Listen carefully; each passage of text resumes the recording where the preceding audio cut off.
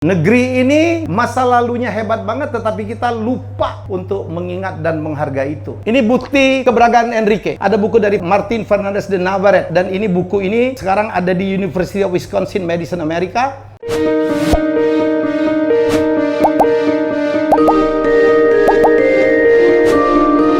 Apa coffee smoothie? Kenapa harus bertajuk coffee smoothie? Dan seperti apa isinya? Banyak sekali pertanyaan, untuk itu langsung saja kita sambut Bapak Helmi Yahya yang mana akan membawakan presentasi tentang coffee smoothie. Baik, terima kasih Clara. Bismillahirrahmanirrahim. Assalamualaikum warahmatullahi wabarakatuh. Salam sehat, salam sejahtera, dan yang sangat saya hormati kakanda saya yang sangat saya cintai dan juga merupakan inspirasi saya, Pak Marskal Cepi Hakim. Tepuk tangan untuk beliau. Saya baru ngontak beliau kemarin karena saya sibuk sekali dan agak nervous menyiapkan acara hari ini. Hari ini bukan hari launching sebenarnya, tapi kita lebih kepada book introduction. Juga teman-teman Mas Kas ya, dan yang saya hormat juga rekan-rekan wartawan ya, dan juga perwakilan dari Bank Mandiri yang adalah merupakan BUMN pertama yang mendukung proyek ini. Terima kasih. Juga ada Orange, dan teristimewa rekan-rekan jurnalis, wartawan. Di sini masih banyak kosong loh. Ya, saya undang ke kiri karena saya akan presentasi. Baik, umur saya udah 59 dan ini pekerjaan saya iseng setelah saya diberhentikan dari Dirut TVRI.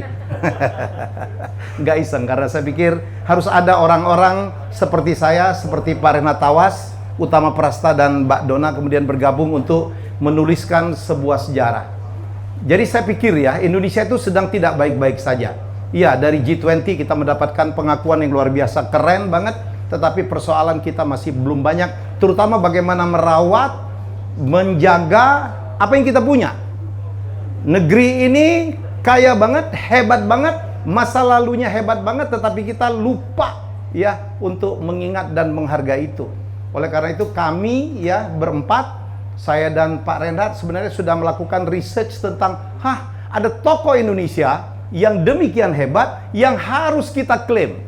Ya, bahwa pengeliling bumi pertama itu bukan Magellan, bukan Elcano, tetapi putra Maluku.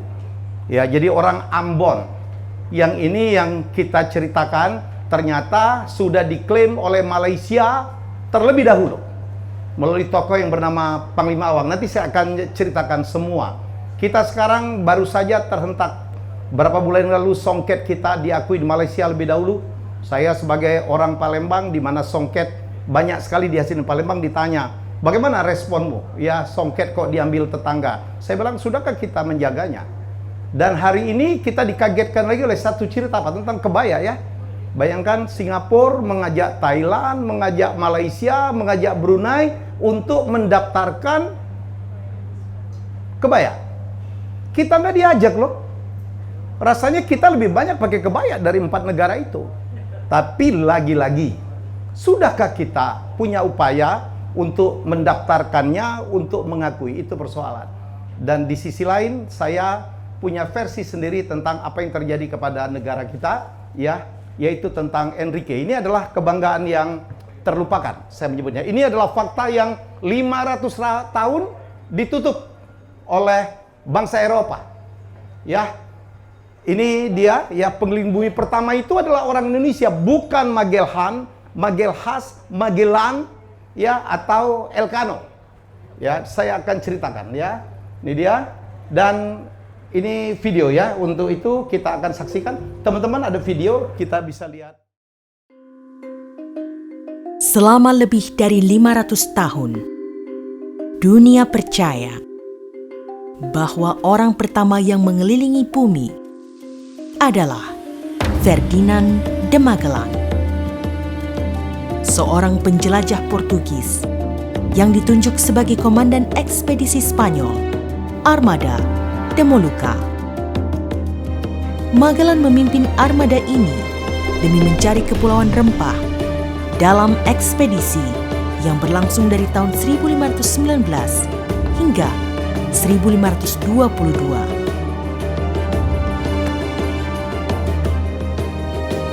Tak banyak yang tahu bahwa Ferdinand de Magellan gagal menyelesaikan ekspedisi ini. dan tidak pernah mencapai Kepulauan Rempah.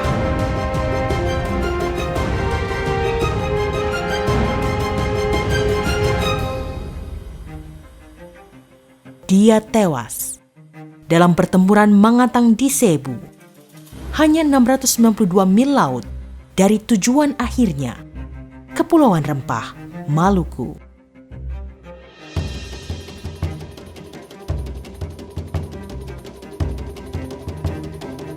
Dalam ekspedisi ini, Magellan didampingi sahabat setianya, Enrique de Molucas. Enrique bukan saja sahabat dan penerjemah yang handal bagi Magellan, tapi juga kunci ke Kepulauan Rempah. Karena dari sanalah Enrique berasal.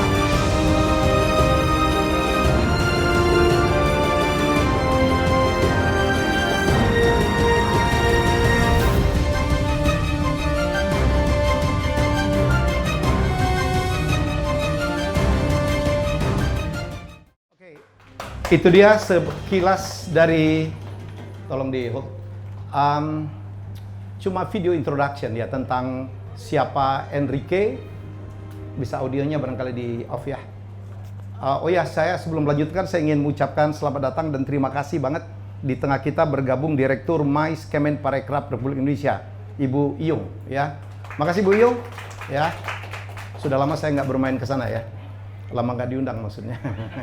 Terima kasih juga untuk Fitu ya, Pak Rudi Hidayat yang sudah membuat acara ini berlangsung di tempat yang sangat teknologi ini ya. Jadi Fitu itu adalah pengusaha cutting edge ya, teknologi audiovisual. Kalau lihat apa konten dari YouTube saya juga dibantu oleh Vitu. Jadi perusahaan beliau luar biasa. Dia juga ada punya hologram dan sebagainya, atau apa yang disebut dengan extended reality. Saya menantang Pak Cepi nanti barangkali tanggal 17 akan juga melakukan launching ya. Ya, jadi oke, saya akan lanjutkan presentasi saya. Oke, baik, ini yang legenda yang kita berusaha ungkap ya. Selama ini kita mengenal Magellan lah. Waktu saya SD ditanya siapa pengeliling bumi pertama, jawabannya adalah Ferdinand Magellan. Padahal itu tidak benar karena Ferdinand Magellan itu tidak finish. Ya, dia tidak finish. Dia tidak lengkap 360 derajat karena dia Mactan di Cebu, dia tewas dibunuh oleh raja kecil di Filipina ya. Dan di sana itu sebenarnya ada Enrique yang kalau kita lihat, kalau kita hitung dia startnya dari Maluku, dia sudah melakukan perjalanan 365 derajat. Teman-teman, dunia ini, nanti Pak Cepi mungkin bisa menguatkan. Oh ya, di tengah kita juga ada Kang Asep Kambali. Mana Kang Asep? Ini historian. Ya, kalau mau ke tur-tur ke pusara-pusara ya ikut beliau aja ya. Yang takutnya udah hilang. Jadi dunia ini, kemajuan teknologi sebenarnya berhutang kepada Indonesia. Berhutang kepada Maluku. Karena dulu bangsa Eropa itu memerlukan rempah-rempah. Cengkeh, pala, untuk apa? Bukan saja untuk penyedap masakan, tetapi juga untuk bertahan hidup di musim dingin. Karena rempah-rempah kita itu bisa dipergunakan untuk mengawetkan makanan, untuk kesehatan, untuk membuat badan panas pada musim dingin. Itulah semuanya, maka berebutlah ya bangsa Eropa membangun teknologi navigasi, melahirkan pelaut-pelaut hebat, Vasco da Gama, Christophorus Columbus, Francis Drake dan semuanya hanya untuk mencari Maluku. Mereka berebut. Dan pada zaman itu dua negara yang paling hebat dalam teknologi navigasi atau kelautan adalah Spanyol dan Portugis. Ya, dan banyak sekali pelaut-pelaut dari sana. Jadi itulah sebenarnya yang ingin kita ungkap kenapa akhirnya Magellan beruntung sekali mendapatkan Enrique. Ya. Oke, saya next. Ini persoalan sekarang ya, teman-teman, rekan-rekan wartawan, jurnalis, terima kasih. Kita saya pikir harus kompak menanggapi dari isu ini. Kita itu darurat idola loh. Apalagi milenial, mereka ahistori. Kemarin saya punya cucu lewat di Sudirman, ada patung Panglima Sudirman, dia tahu itu namanya apa. Ada yang nggak tahu, tapi dia walaupun tahu, dia nggak tahu itu Panglima Sudirman itu siapa dan apa kontribusinya untuk Republik ini. Ini persoalan saya pikir ya. Jadi kalau saya pernah bikin di konten saya, siapa pahlawan menurutmu para milenial? Bintang K-pop. Yang lucu, ada beberapa orang menjawab pahlawan mereka itu Pak Luhut. Kaget saya. Oh iya? Dan berapa nama lain. Tapi mereka tidak lagi menyebut Diponegoro dan sebagainya. Ya, jadi oleh karena itu saya concern karena saya adalah penikmat sejarah.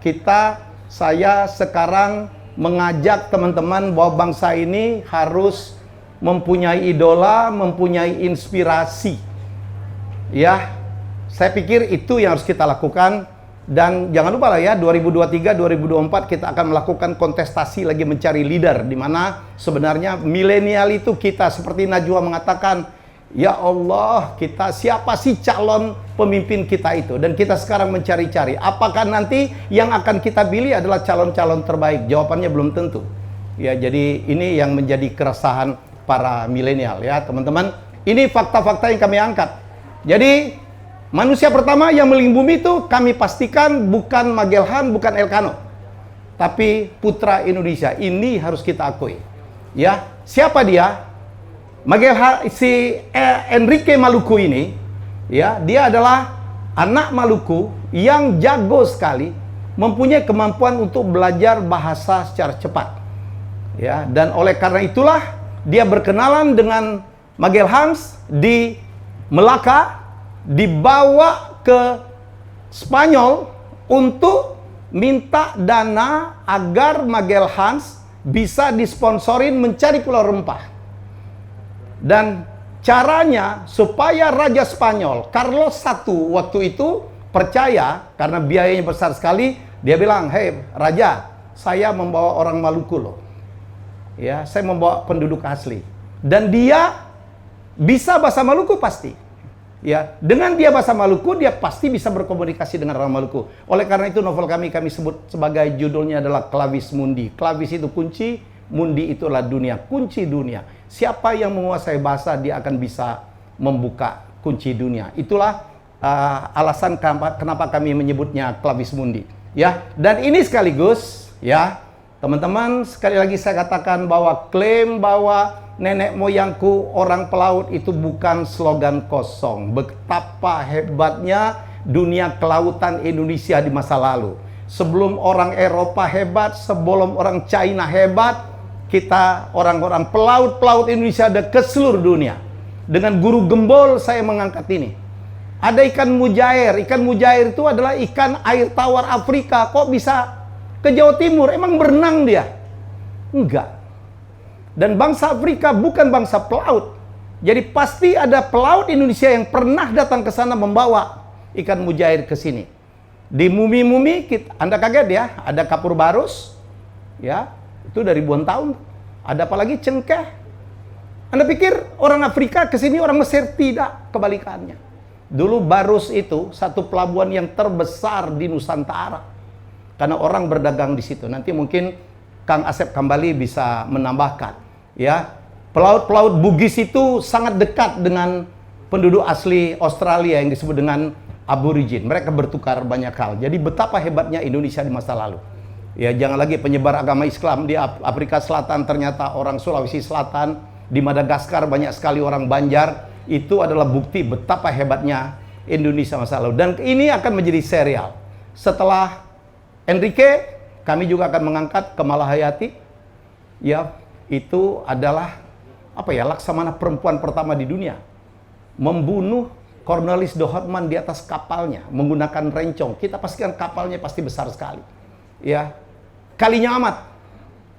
Ini gila. Luar biasa prestasinya, membangun kapal lebih besar dari kapal-kapal Eropa, dari kapal-kapal China. Ditembak pakai meriam, ya, enggak tenggelam tuh. Jadi menurut saya klaim ini harus kita lakukan dalam rangka, ya, kita mengangkat lagi kebanggaan Indonesia demi masa depan. Jadi ini adalah masalah heroisme, ya. Dan kami juga, kan Pak Jokowi klaim kemarin ada tol laut. Saya ingat waktu beliau berkampanye, ya, mari kita menoleh kembali ke laut.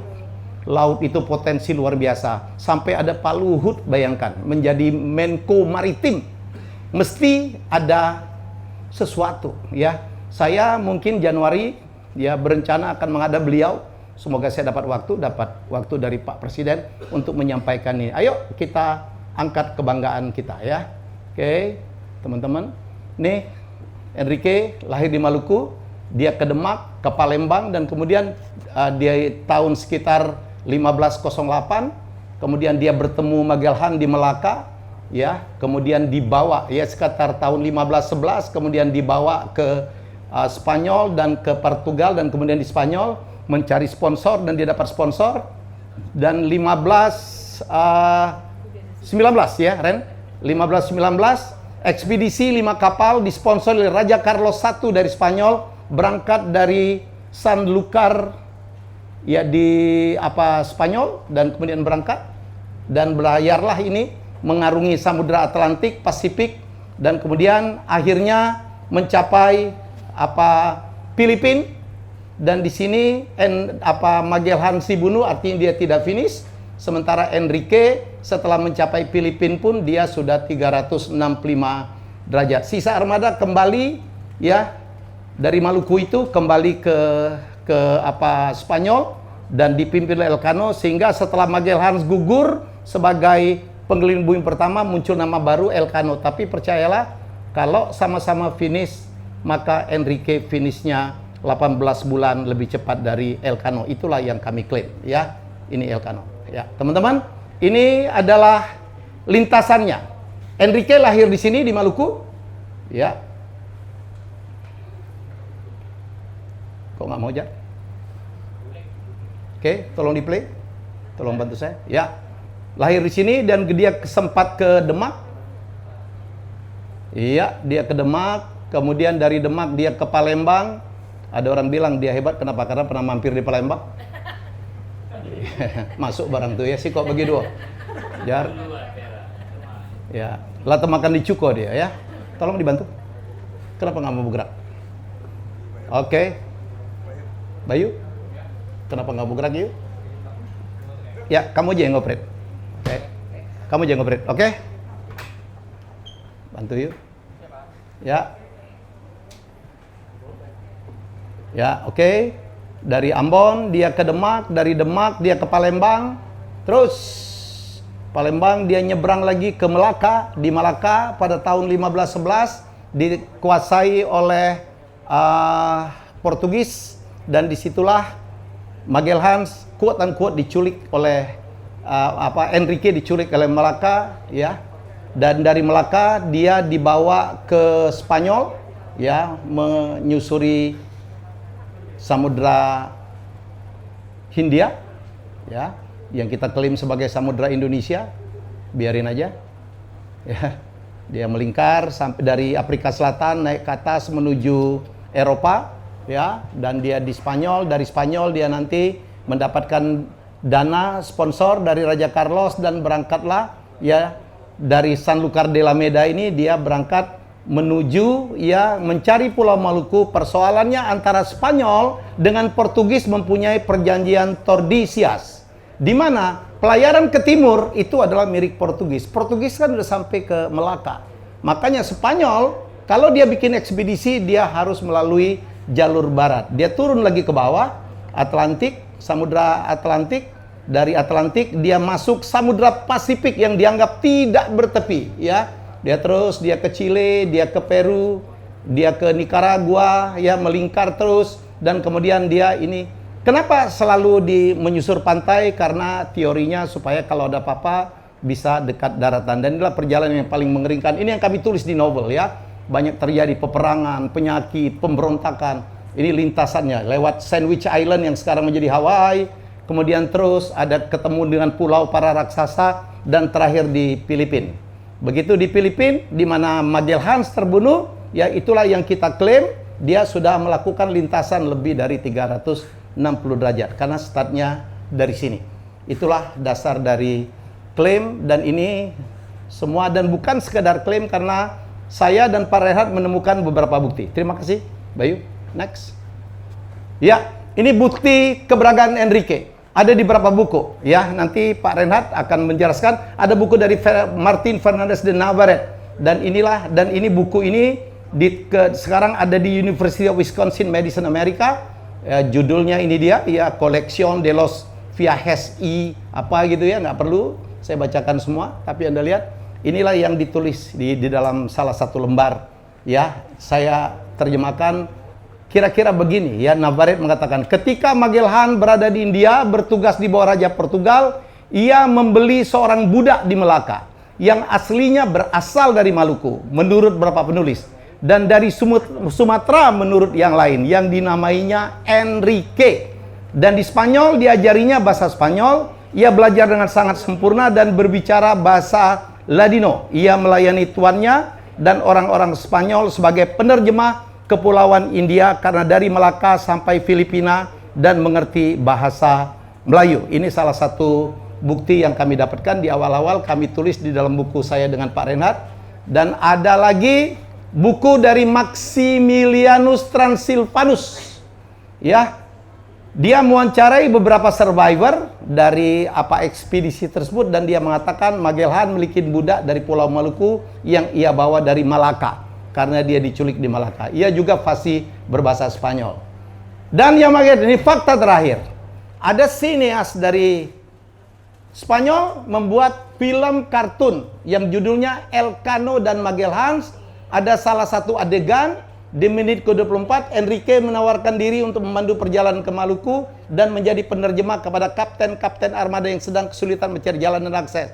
Dan di menit 60, Elcano mendekati Enrique yang terluka dalam pertempuran dengan lapu-lapu, ini Raja Filipin, dan berkata, "We'll get you back home, I promise." Bisa dilihat di YouTube ya. Jadi ini klaim-klaim kami. Dan kami sudah pernah bikin buku ini berapa tahun yang lalu dengan Pak Reinhard. Kami sudah pernah bedah buku di Universitas Ambon ya. Waktu itu Mendikbudnya masih Pak Anies, ada juga di sana. Dan ini klaim dari negara tetangga. Jadi kalau Anda ke Malaka, ada Jalan Panglima Awang. Ya, ada patungnya. Ya, jadi diklaim oleh orang tetangga sebelah berdasarkan novel yang ditulis oleh Harun Aminur Rasyid. Ya, ini orangnya. Ya. Diganti namanya Panglima Awang. Terus dan di Filipina pun nanti saya minta Pak Reinhard menerangkan, juga mengklaim ya Quirino dan sebagainya. Oleh karena itu dari sana kami berinisiatif untuk membuatnya menjadi novel. Kenapa novel? Kenapa? Karena milenial sekarang tidak suka cerita-cerita biopik. Masih ingat kemarin ya, Raden Saleh diceritakan menjadi cerita mencuri Raden Saleh, dan anak-anak muda tiba-tiba kenal Raden Saleh, kenal Widayat, kenal Agus Suwage. Tiba-tiba di Netflix ada serial Ottoman menjadi top. Diceritakan seperti fiksi. Ada Viking, ada The Last Kingdom Valhalla. Ya, ada Marco Polo. Jadi oleh karena itu karena tujuan kami adalah membangkitkan minat sejarah, kebanggaan kepada masa lalu Indonesia, kami memutuskan untuk menulisnya dalam bentuk novel. Itulah yang saya lakukan dengan Mbak Dona dan Tommy yang sekarang sekali tidak hadir. Ya, kami ngeset deadline ini. Tahun ini kita klaim Enrique sebagai ikon Nusantara, dan saat kaum muda Nusantara bertemu idola barunya. Ini plan kami, ya, akan ada novel. Sekarang kita introduction, kemudian tahun depan insya Allah akan terbit dalam bahasa Inggris. Ya, kita sedang mempersiapkan itu. Kita juga akan membuat documentary series, mungkin di Prime Video atau di Netflix, ya. Dan kami kepengen betul membuat ini, mengeksibisikan ini kepada pelajar-pelajar di seluruh Indonesia. Mungkin 2024 saya sudah koordinasi dengan Visineba, Angga Dwi Masa Songko, ya, kita akan membuat film layar lebarnya dan semuanya, merchandise, NFT, maskot dan sebagainya. Semoga ini menjadi kebanggaan Indonesia, kebanggaan Maluku, ya. Selling point-nya ini tadi barangkali tidak perlu lagi saya sampaikan. Ya, ini legenda Nusantara, kebanggaan yang harus kita klaim ya. Dan insya Allah ini adalah timeline-nya dalam waktu 2 tahun. Target audience kami ini dia, ya, anak-anak muda terutama, ya. Dan kami itu berharap betul, di samping sekarang ya udah mulai bisa dibeli di online shop maupun di Gramedia, kita juga berharap kami mendapatkan bantuan dari perusahaan-perusahaan, pribadi-pribadi yang peduli, yang punya kepedulian hal yang sama untuk kita bagikan ke seluruh perpustakaan di seluruh Indonesia supaya makin banyak masyarakat kita anak-anak tahu. Kami sudah mencatat ada 50.000 sekian ya, 51.000 perpustakaan. Ini target kami. Ini yang kami terima kasih Bank Mandiri sudah membantu ya. Jadi itulah kira-kira yang saya bisa ceritakan tentang Clavis Mundi. Jadi sekali lagi kami minta betul dukungan dari teman-teman sekalian. Terima kasih Kakanda Cepi sudah hadir ya untuk memberikan dukungan. Beliau adalah pelindung dari Persatuan Asosiasi Penulis Indonesia namanya Satu Pena, di mana saya juga aktif ya anggotanya walaupun tidak terlalu aktif. Ya jadi begitu dan saya kembalikan kepada MC. Terima kasih. Kalian yang sangat saya hormati, terutama Bung Helmi ya keren. Selamat ya. Saudara-saudara sekalian, kita sebagai bangsa harus menyadari bahwa kita banyak atau kurang banyak memberikan perhatian pada sejarah. Itu sebabnya saya sangat menghormati bagaimana upaya teman-teman Helmi Yahya dan teman-teman mengangkat buku Clavis Mundi yang kunci dunia. Dan keren banget, judulnya bagus sekali. Dan saya percaya bahwa buku ini bisa memberikan banyak inspirasi pada generasi muda untuk memancing keinginan tahuan mereka bahwa siapa ini orang Indonesia, dan itu akan banyak berdampak kepada kesadaran kita sebagai warga bangsa bahwa kita harus punya kebanggaan sebagai bangsa yang besar, dan kebanggaan itu harus mengakar di mana? Mengakar di sejarah.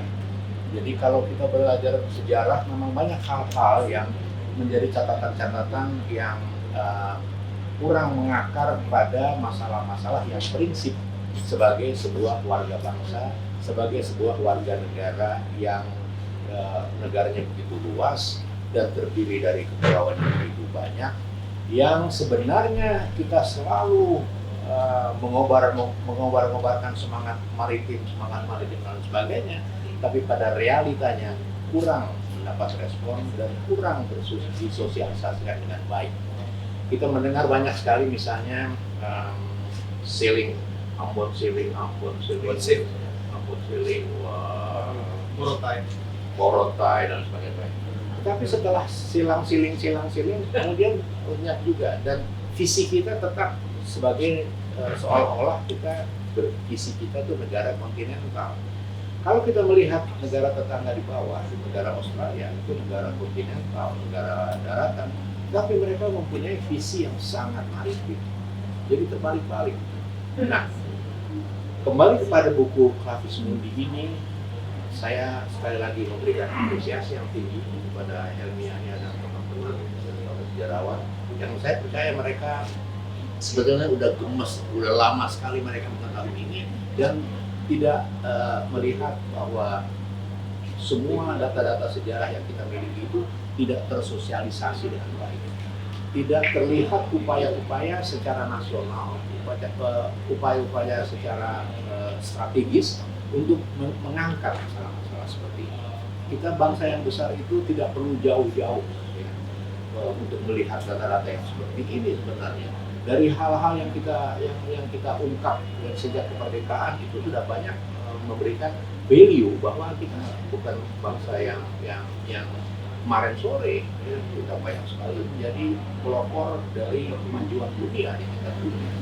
Kalau kita melihat dari konferensi Asia Afrika dan sebagainya, itu menggambarkan refleksi dari bagaimana orang-orang besar bangsa Indonesia itu mempunyai visi yang jauh ke depan, dan itu pasti mengakar pada sejarah panjang yang mempunyai nilai-nilai yang sangat tinggi, dan salah satunya adalah yang diangkat oleh Indonesia. Mudah-mudahan dengan diangkatnya Enrique Maluku ini, maka akan banyak dampak yang bersinggungan dengan itu, banyak side effect yang kemudian bergulir, dan kita kemudian sama-sama menyadari bahwa kita memang bangsa yang besar.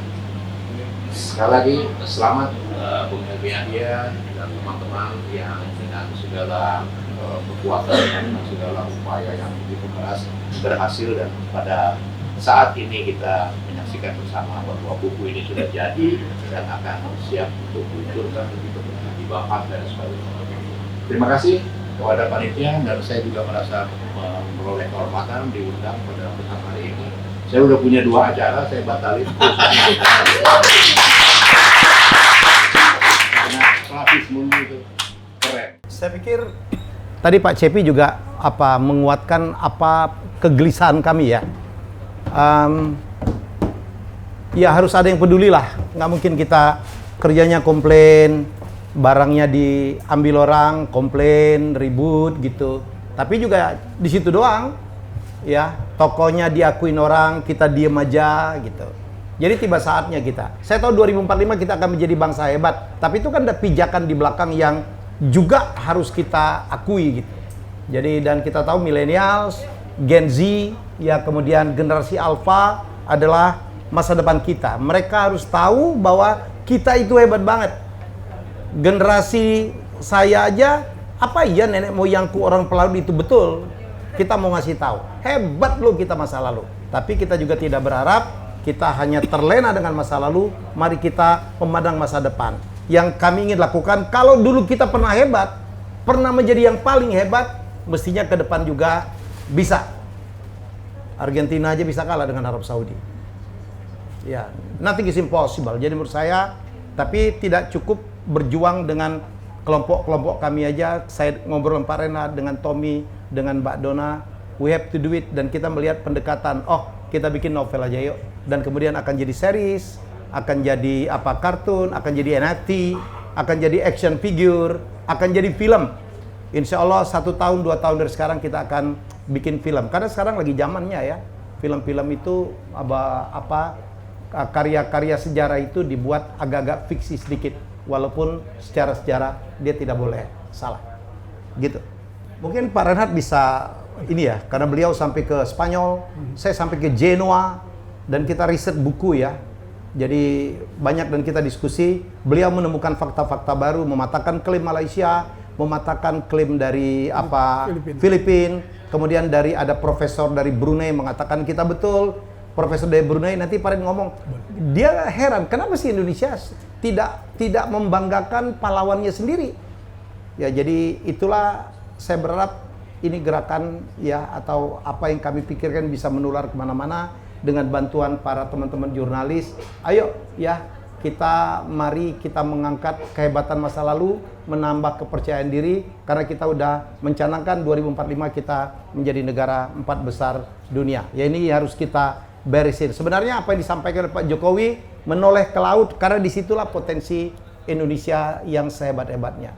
Negara kita kan lebih banyak lautnya daripada daratan. Jadi ini saya membantu beliau tol laut, ya maritim, ya. Jadi saya pikir sama Pak Cepi juga punya keresahan yang sama ya. Udara kita pun ternyata masih belum dikuasai semua. Jadi saya pikir NKRI harus mengangkat kedaulatannya. Ya, Pak Renat mungkin ingin menambahkan. Ini ada ini. Nggak pakai ini. Oke, terima kasih waktunya. Agak kencang. Terima kasih waktunya. Mulai dari ini aja, Romel Kuraming, Hel. Ya. Romel Kuraming. Jadi Romel Kuraming itu Kepala Departemen Sejarah di Universitas Brunei Darussalam. Waktu dia kontak saya sebagai orang yang curious, saya cek dong universitasnya itu ranking berapa. Ternyata deket-deket sama UI sama UGM, jadi ya bagus lah menurut saya. Dan dia ini lucu nih, dia yang ngusulkan ke UGM untuk bikin webinar diskusi yang judulnya Heritage War Malaysia Indonesia yang ke Enrique. Sebelumnya dia sebut batik apa segala macam, lanjut ke Enrique. Nah, kita udah pernah jadi selain webinar dengan Bapak waktu itu sama komunitas Satu Pena ya. Kita juga sama UGM pernah, dan pembicara utamanya si Romel Kuraming itu yang PhD dari Amerika. Nah, ini yang menarik yang dia sebut nih. Kenapa di Malaysia itu orang percaya banget seorang Panglima Awang itu memang seperti yang ditulis di novel. Dia bilang, tell Helmi, tell you all, mesti bikin novel juga. karena orang sana juga baca novel. Tapi Malaysia waktu itu diuntungkan ya, waktu itu tahun klaimnya Harun Aminur Rasyid itu tahun 55 dia bikin novel 57. Dia nggak bikin buku fiksi, dia bukan itu sejarah, karena dia novelis sastrawan terkenal di Malaysia. Mungkin kalau di Indonesia padanannya terkenal seperti Marah Rusli, kalau kalian ada yang tahu Marah Rusli. Oke.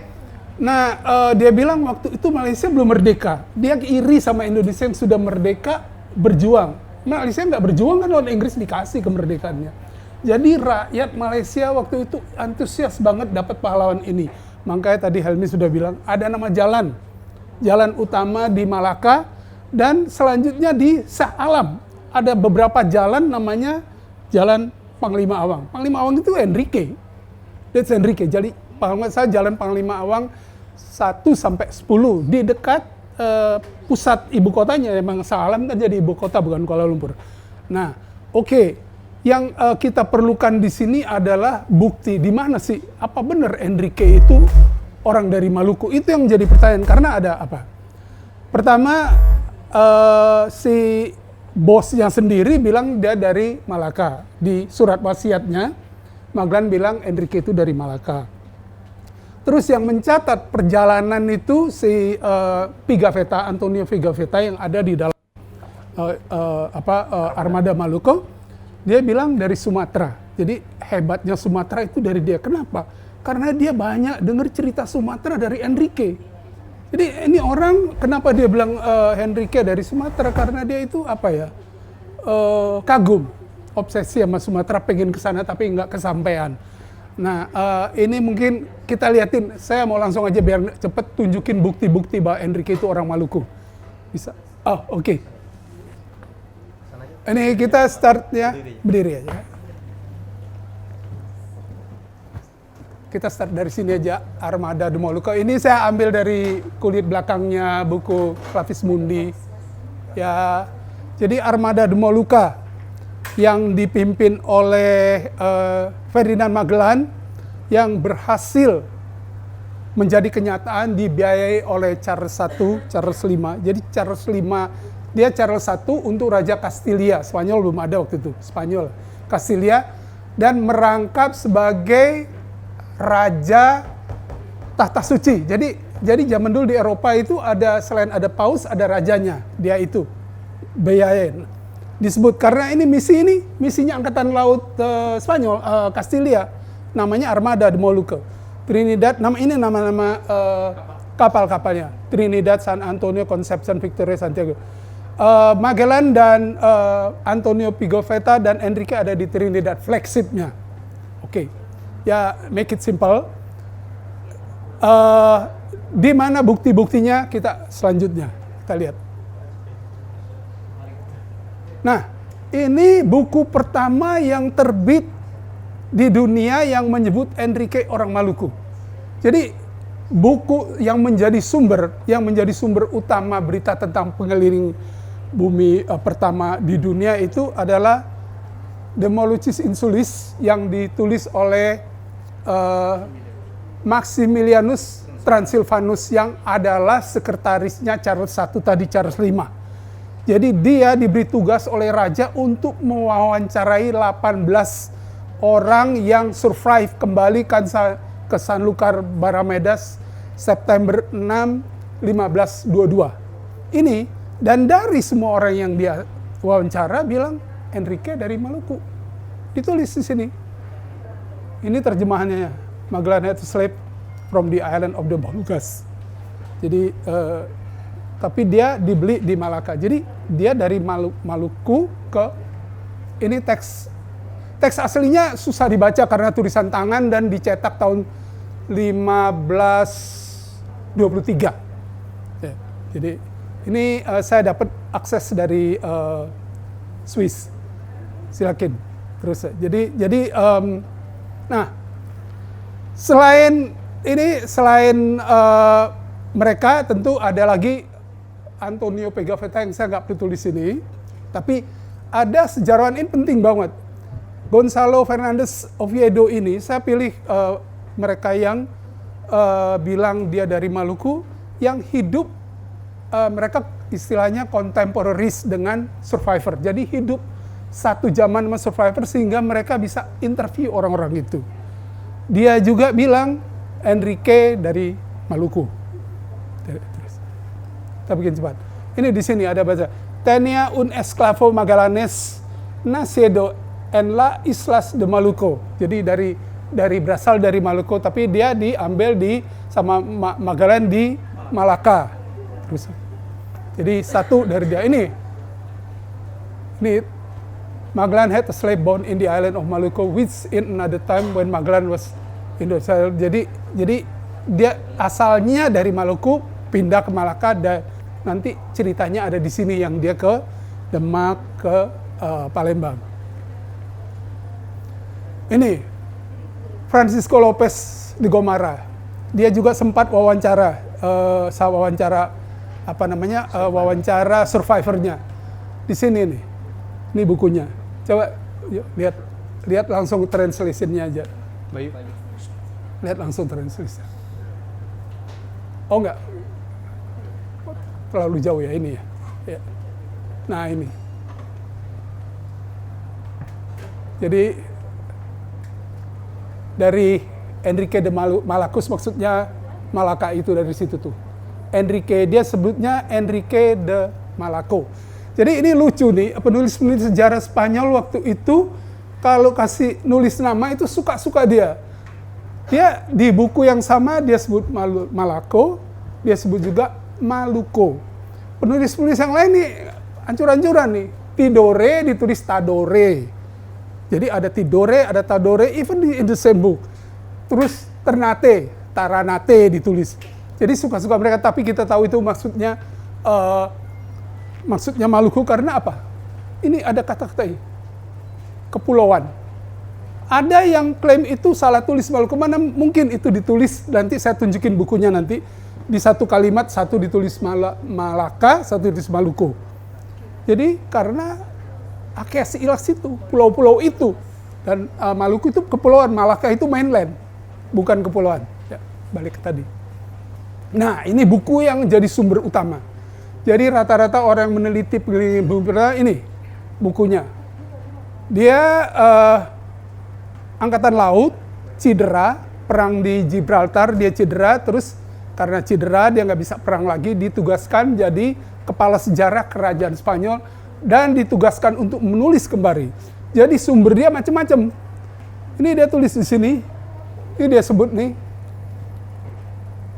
Cuando Magallanes estuvo en la India al servicio del rey de Portugal. Jadi waktu Magellan masih bertugas di Raja Portugal, dia di Malaka dia beli ini esclavo natural de las Islas Molucas yang berasal dari Maluku. Jadi belinya di Malaka asalnya dari Maluku itu.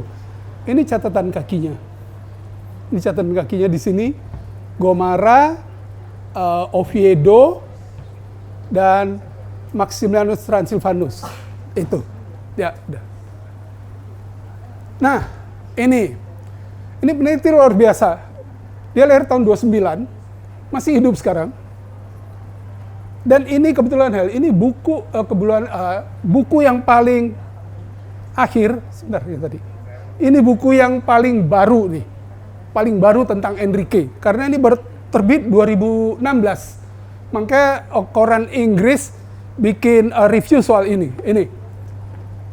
Fernando Magallanes aka Ferdinand Magellan and his companion Enrique, an enslaved Malaccan, are given their dues as the first circumnavigators of the world. Jadi during their westward, berlayarnya ke arah barat kan, ke arah Atlantik terus ke Pasifik. Jadi ini yang paling terakhir yang klaim bahwa pengeliling bumi pertama itu Enrique. Ya dia Magellan dia tulis it's okay lah, tapi yang penting dia tulis Enrique-nya. Ya. Nah, ini tadi Helmi udah bilang. Ini film ini keluar 2019 dalam rangka memperingati 500 tahun pelayaran berangkatnya. Pelayaran pertama kan armada Maluku meninggalkan Sanlúcar de Barrameda 1519. Jadi ini yang Helmi bilang tadi. Tuh di sini ada Yang paling terakhir, will get you back home. I promise. Elcano, kepala yang bawa kembali Victoria ke ini. Jadi, what else gitu? Maluku semua mengarah ke situ. Coba lihat lagi, ada lagi nggak? Nah itu, jadi Pak Reinhard, ini kan Pak Reinhard mengumpulkan bukti-bukti bahwa sebenarnya Maluku ya, bukan Malaka. Gitu. bukan. Jadi gini. Kira-kira berapa banyak waktu yang dihabiskan oleh Pak Reinhard untuk bisa mengumpulkan semua bukti-bukti Gini. itu dan mempertegas bahwa Enrique Maluku, bukan Malaka. Ini Sudah orang Maluku juga. mungkin. Oh, oke. Mungkin sih kalau di total sampai karena sampai sekarang pun kita tetap. Saya sama Helmi ini mesti cerita awal dulu. Saya sama Helmi suka trivia. Jadi di sini ada yang pernah nonton kuis taktik boom. Secara bermakna. Aksara bermakna. Itu pertanyaan-pertanyaan yang fascinating fact itu hampir dipastikan nih yang bikin sebagian saya. Dia yang lebih apa? Ngetiknya lebih cepat, mikirnya lebih cepat, saya agak pelan. Oke, dari situ kami sering baca. Sering diskusi. Dari situ kita ketemu Pak Capi. Jadi kita ketemu pertama, makanya ini cerita menarik nih. Dan ini ternyata apa yang kami harapkan waktu itu sebetulnya terjadi tapi pelan-pelan. Tahun 2010 saya bikin kayak semacam ringkasan untuk dikirim. Sinopsis saya kirim saya kirim ke 3. Kompas, Jakarta Post, sama ini ada nih Bapak ini. Waktu itu mereka punya mailing list yang aktif. Historia. Komunitas Histori Indonesia. Komunitas Historia. Dan dimuat. Jadi itu yang pertama kali nyarin ini, tapi saya bikin versi 2, bahasa Indonesia sama bahasa Inggris. Yang bahasa Inggris dikirim ke Jakarta Post. Tapi di Jakarta Post agak lama karena Reinhard ini kepanjangan nih, ini coba dirobah. Akhirnya dimuat selisih 2 minggu kalau nggak salah duluan Historia, dan itu yang dibaca oleh Romel Kuraming. Dia bilang, jadi Indonesia itu akhirnya klaim juga mulai tahun 2010 dan lebih intens lagi 2014 waktu buku pertamanya terbit. Nah, waktu 2014 buku pertama terbit, baca masih banyak perlu lagi bukti-bukti. Saya kebetulan waktu itu perlu ke Madrid, ya sekalian. Jadi saya kunjungin museum-museum itu. Salah satu yang lead ke sana sebetulnya Wikipedia kita sering suka salah sih. Jadi gambar tadi yang di situ ada gambarnya Fernandez de Navarrete, di Wikipedia ditulis sekarang gambar ini tersimpan di Museum Naval Madrid. Nggak ada Pak ternyata. Tapi nggak apa-apa, saya jeplos itu justru bagus karena banyak lain gitu. Gambar itu katanya petugasnya kayaknya itu udah di-rotate ke Naval Museum yang di Sevilla. Tapi it's okay gitu. Jadi dari saya dapat data banyak dari situ. Thanks to Wikipedia, Bapak Reinhard keliling ya. Tapi Wikipedia salah. Iya, karena salah itu ada hikmahnya. Jadinya bisa keliling mengumpulkan lebih banyak lagi bukti. Itu dia. Nah, kira-kira Pak, secara empiris kan jelas ya bahwa banyak yang menyebutkan, sumber yang menyebutkan bahwa Enrique ini berasal dari Maluku, of course, bukan ya. Malaka. Bukan, jadi Bukan, no, tapi apakah penulisnya bukti sendiri. saintifik ada nggak Pak yang menjelaskan bahwa Enrique ini secara genetika mungkin adalah orang Maluku? Jangan lupa, Enrique pertama kali dikenal itu Enrique del Negro. Negro, hitam. Orang mana coba orang hitam? Kita Kalau ini bukan cuma orang Maluku. sih, Pak. Maluku. Kayak ngomong ya.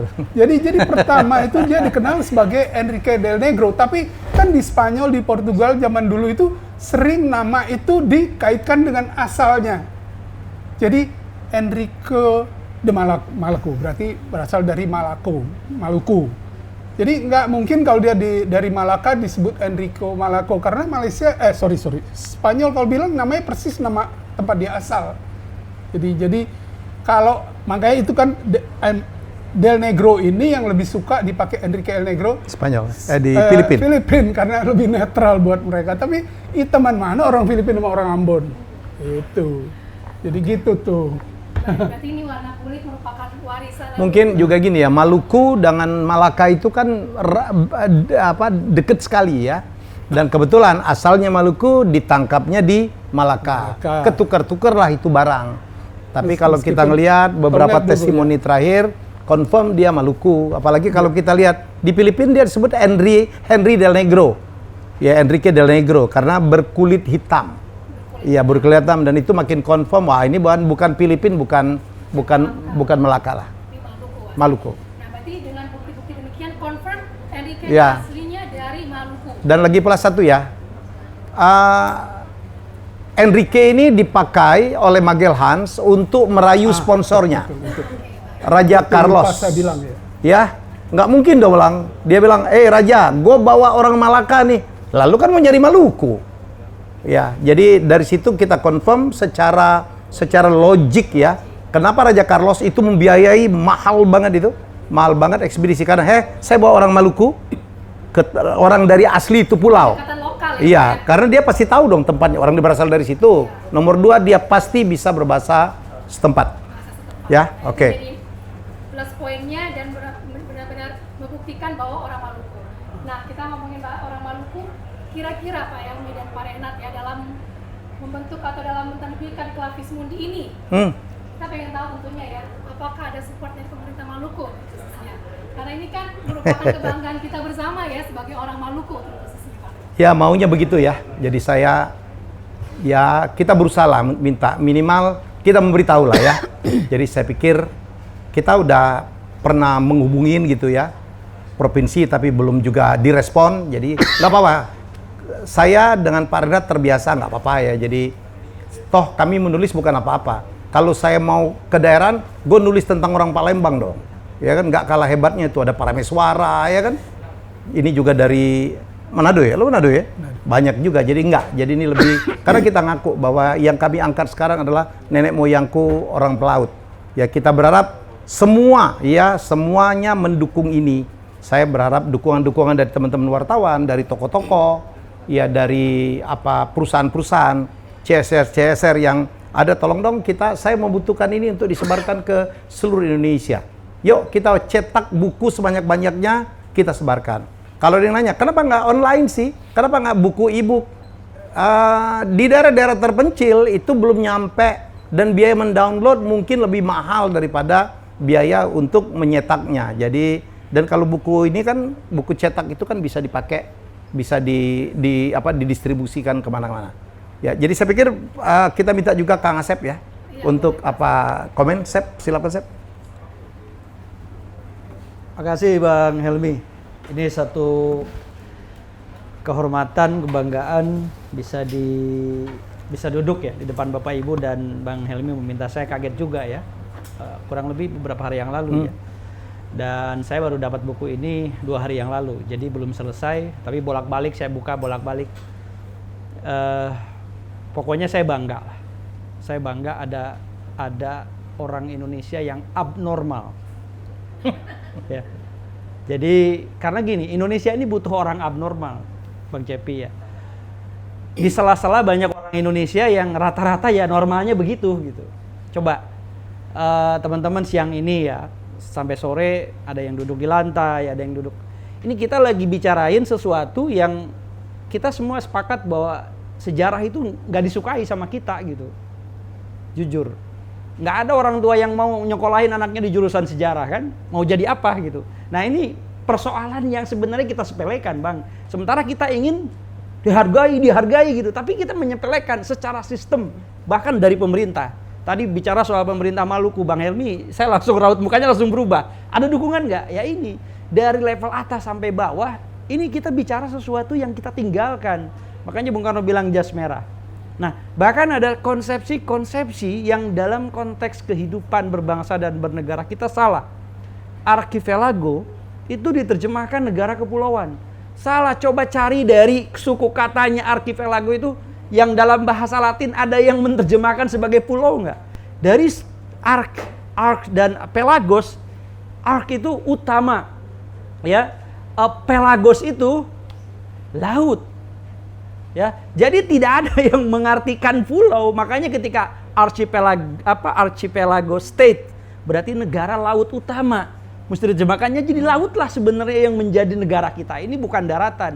Cuma memang kan gara-gara pemerintah Orde Baru dengan pelajaran sejarahnya, maka baju loreng lah yang lebih kuat. Jadi sejarah perjuangan bangsa, wah daratan yang dipelajari. Maka lihat coba mata pelajaran sejarah kita. Yang detail, yang lebih banyak itu periode dari mulai kebangkitan sampai proklamasi. Mungkin belakangan sampai reformasi ya, masuk dalam pelajaran sejarah. Selebihnya era kuno, era 1500, era awal modern pertama, nggak ada pembahasan. Yang ada negara Hindu Hindu dan Buddha, kemudian kerajaan dan seterusnya sampai ke sini, dan itu sangat umum, tidak detail. Makanya ketika Bang Helmy dan Bang Reinhardt menerbitkan buku ini, saya kira ini dobrakan, ini sesuatu yang meskipun dalam bentuk novel ya, saya kerap sering menjadi verifikator dari para pembaca ya, bukan dari penulis, dari para pembaca justru. S. Ito nerbitin buku Rahasia Mede, Rizky Ridiasmara nerbitin Jakarta Secret. Semua pembacanya DM ke saya, email ke saya, Kang bener nggak ada lorong bawah tanah dari istana, dari Onrus ke sini. Yang kamu baca apa novel? Tanya sama yang nulis. Saya bilang, karena novel itu kan tadi ya, kita kan sepakat bahwa novel itu memang secara teknis ya, tulisannya kan lebih banyak bumbu dan cerita, meskipun ada latar sejarah. Saya sangat mengapresiasi buku ini. Kenapa? Karena dengan jalan ini seperti yang Bang Helmy bilang tadi, kita akan mendekatkan diri pada sejarah. Coba kalau nggak dibikin seperti ini, siapa yang mau baca, siapa yang mau belajar, Bang? Apalagi nanti dibikin film. Nah, maka disinilah nanti saya akan muncul dengan komunitas Historia Indonesia yang saya dirikan. Sejarah ini mesti menjadi bagian dari hidup kita yang tidak terpisahkan. Bang Helmy bilang, kalau ingin masa depan ada ya kita mesti berpijak pada masa lalu. Nah, sosok Enrique ya, atau Henry del Negro, yang bahkan yang menarik adalah yang menjalin kerjasama orang Portugis, utusan daripada Alfonso Albuquerque yang datang ke Sunda Pajajaran, itu namanya Enrique Leme ya, Enrique juga. Jadi nama Enrique ini sebenarnya nama yang common di masa itu, dan kita mesti hati-hati. Nah, seperti nama Asep, maka 2010 saya mendirikan Paguyuban Asep. Ya, persatuan orang yang bernama Asep di dunia, dan saya menjadi presiden kedua, presiden Paguyuban Asep dunia, presiden Asep sedunia, ya, atau USA, United States of Asep. Nah, jadi bisa dibayangkan upaya ini adalah upaya perjuangan. Maka saya mengatakan Bang Helmy, Bang Reinhardt mengajak kita untuk terus berjuang melawan lupa. Ini perjuangan terberat kita hari ini. Jangan sampai kita mau diadu domba, jangan sampai kita mau dipecah belah, jangan sampai kemudian segala bentuk sumber daya budaya kita, sumber daya sejarah kita diambil oleh Malaysia. Ya, diambil, bahkan tadi saya lihat novelnya lama itu yang dibikin oleh Malaysia, Pangeran Awang itu kan, 50-an kita. Enrique baru hari ini Bang Helmy kan. Ya, 2019 barangkali atau 2014-13 dengan bukunya 13. Gitu kan.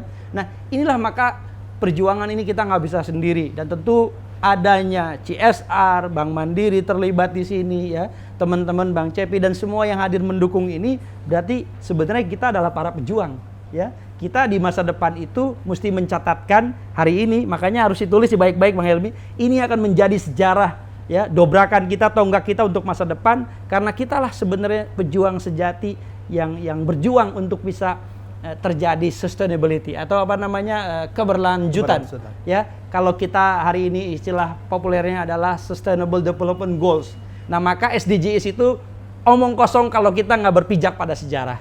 Ya, dan kenapa? Karena ya kita akan melulu ke depan, kita lupa bahwa kita setelah punya cita-cita, punya rencana yang sudah disusun. Nah, ini berkenaan juga dengan pendidikan ya, dan nanti kaitannya dengan sejarah. Saya melihatnya bahwa pendidikan sejarah, terutama pendidikan secara umum, kita sangat tertinggal. Kenapa? Karena yang pertama, sistem pendidikan kita hari ini menggunakan sistem pendidikan kolonial sejak politik etis sampai hari ini kita berlakukan. 633 itu peninggalan Belanda, itu politik etis.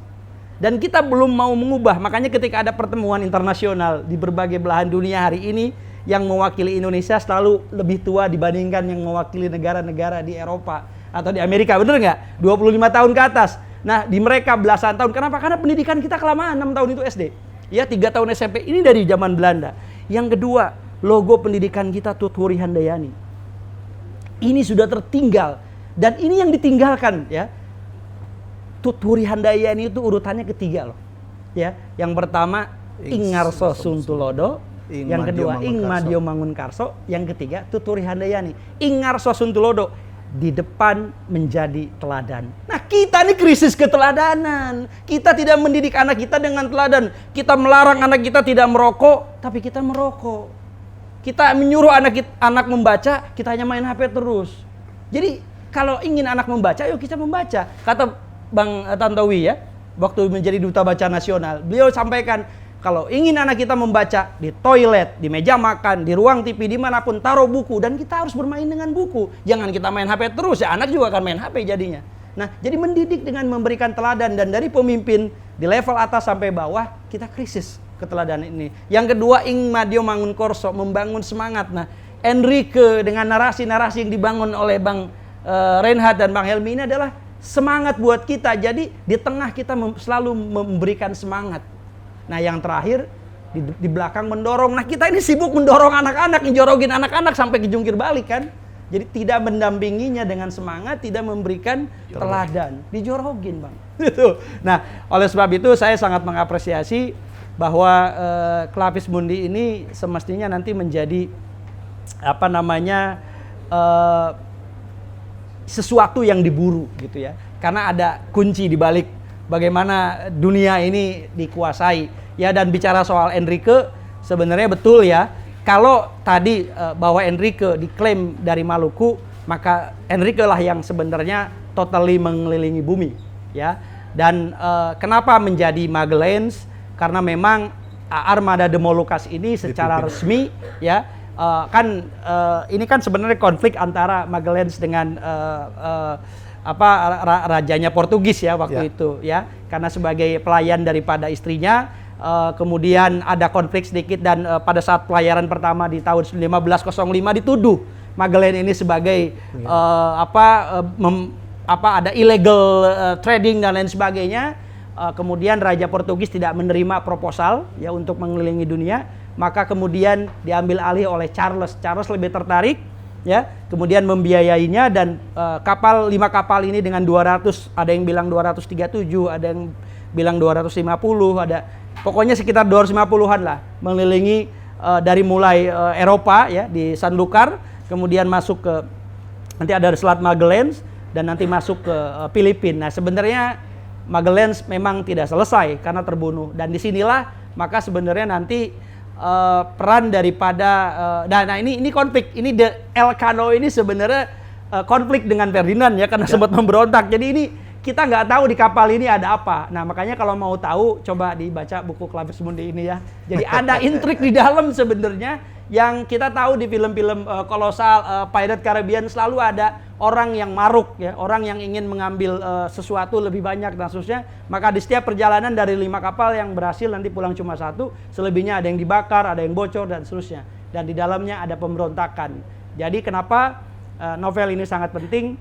Terlepas dari ceritanya yang fiksi gitu ya, tetapi menurut saya ada latar sejarah yang non fiksi yang akan menjadi pelajaran buat kita. Saya kira itu sementara. Makasih. Luar biasa sekali ya Presiden USA.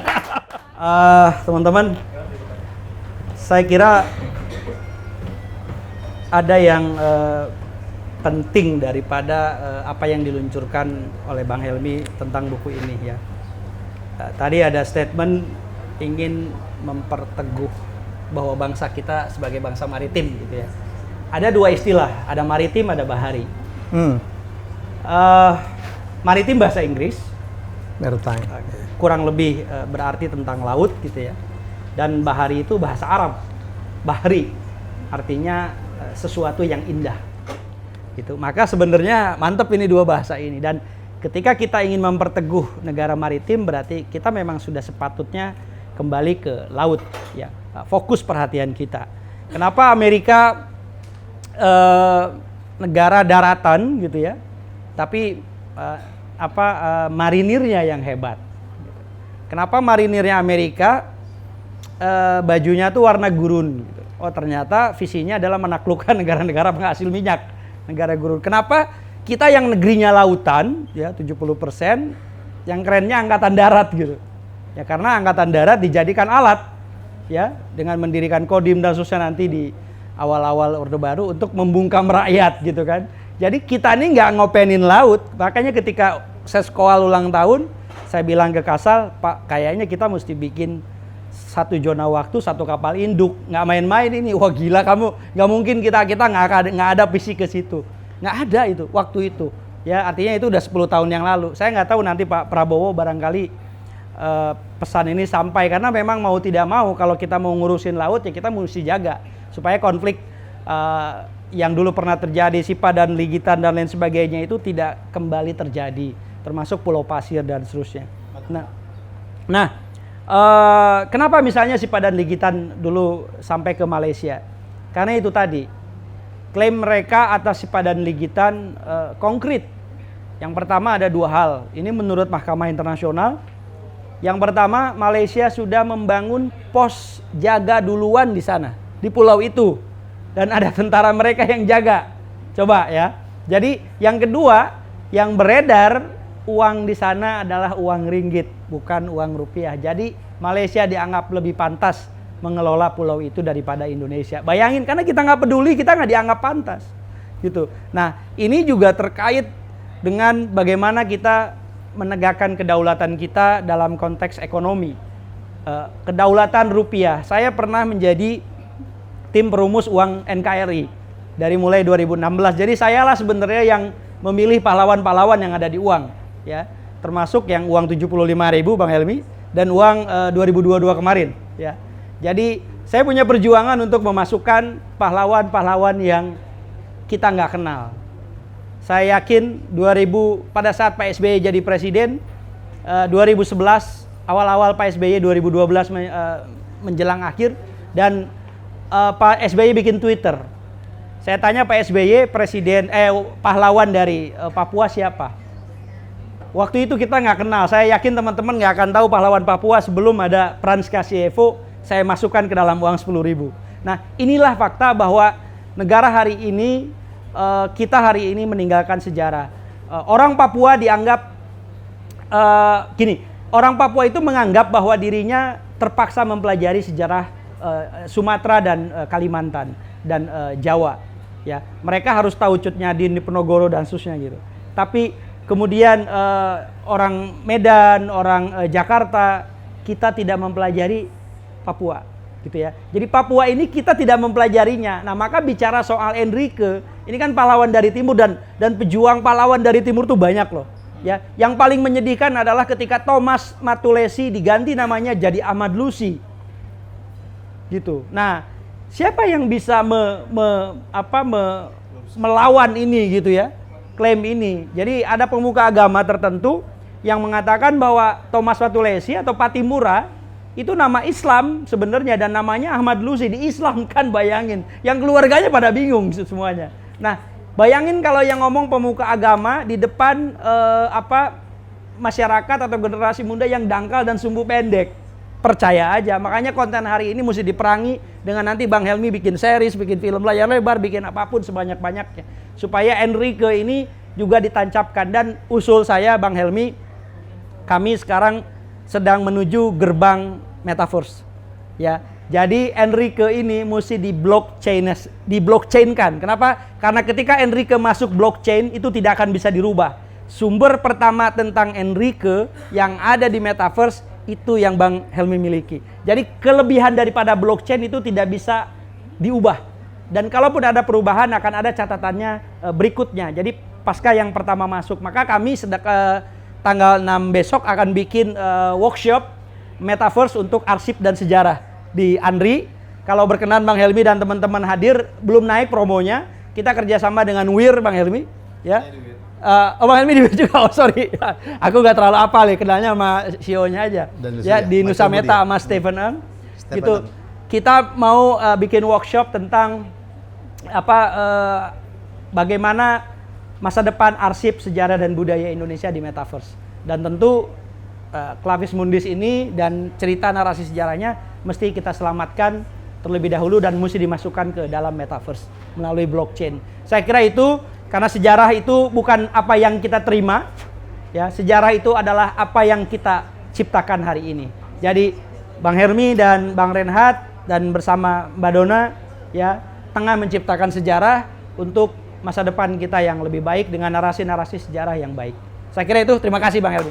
Berikutnya kita lanjutkan pada sesi foto bersama. Kalau kata generasi milenial, no foto sama dengan hoax ya. Nah, itu betul.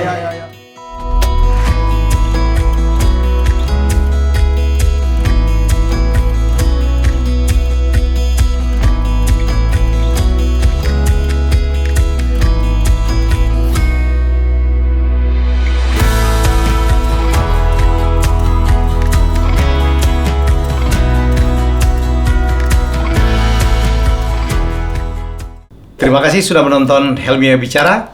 Jangan lupa untuk like, komen, share, dan subscribe.